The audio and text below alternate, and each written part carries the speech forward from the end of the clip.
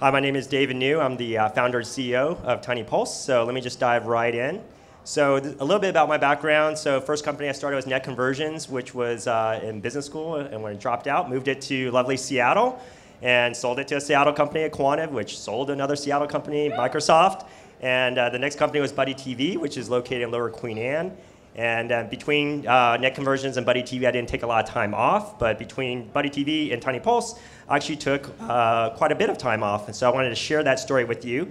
I called it my careercation. And the idea was that one of my dreams was that I wanted to live in different places of the world and really get to know the culture and the people. So I thought, well, instead of waiting until I'm 67 and a half and retire and have a little bit of wealth but deteriorating health, I wanted to chunk that up and break it out throughout my life. So now I just had to create to get my wife on board, and I told her about this idea, and we just had a newborn, and she's like, she started asking her friends. Everyone said either you're crazy or I wish I could do that. So I thought, well, why are people saying that I'm crazy, that I should take my 10-month-old on this trip around the world?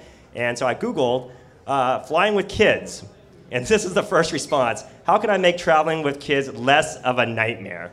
And then, of course, time to take off, and all these other images kind of filter into your mind, and I'm like, oh man, is this a major mistake or not? But at the end of the day, my wife was supportive of my dream, and we ended up taking off to go. We sold everything last February, stuffed the rest in storage, and we bought one-way tickets to New Zealand, which was our first destination, and we went. And so I had two goals. One was to create some amazing shared family memories, and so this was my lovely wife, Alice, and our daughter, Kira. And this is on the flight, and then the other photo is after we got to New Zealand, and Kira does look a little dazed, but I promise there was not a lot of Benadryl or alcohol-induced.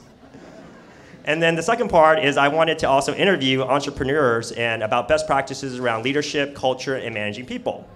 So I took the chance to talk to Steve White, who owned this beautiful vineyard in Auckland, and also other entrepreneurs like Jethro Marks in Sydney. And he has a company called thenow.com. And one of the things I realized that if you're going to start an e-commerce site and you want to do really well and sell books, music, and videos, something like a small Seattle company here, you should name your company after a massive river and shave your head.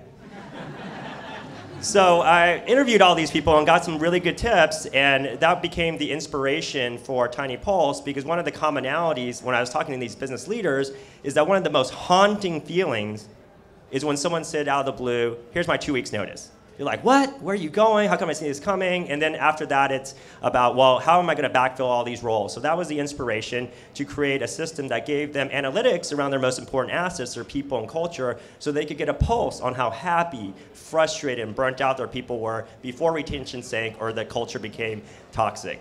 So this is what it looks like. Every week or every other week, you get a very lightweight survey. So we asked a question like, how happy are you work? Would you refer someone to work here?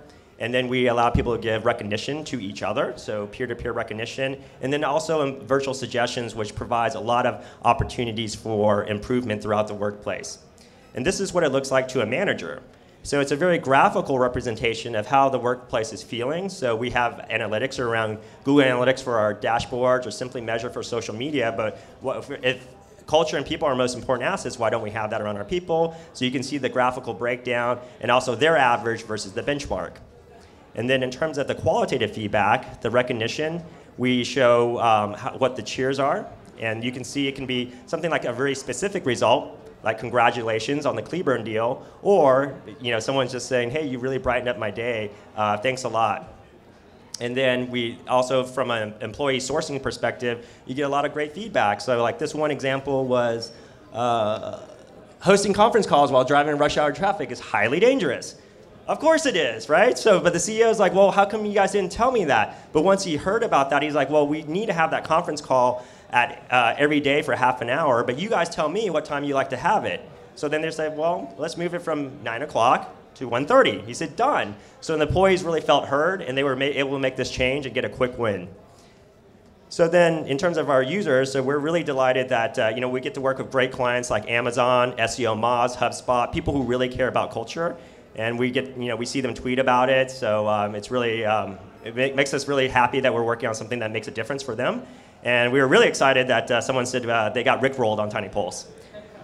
So to end, it's one of my favorite quotes: success is not counted by how high you've climbed, but by how many people you brought with you. So if that quote resonates with you, my ask is we are looking for people, one person on Ruby on Rails side for a developer and a part-time or freelance designer. So just look for the people with the black honey badger shirts. Please come talk to us. Thank you, Seattle.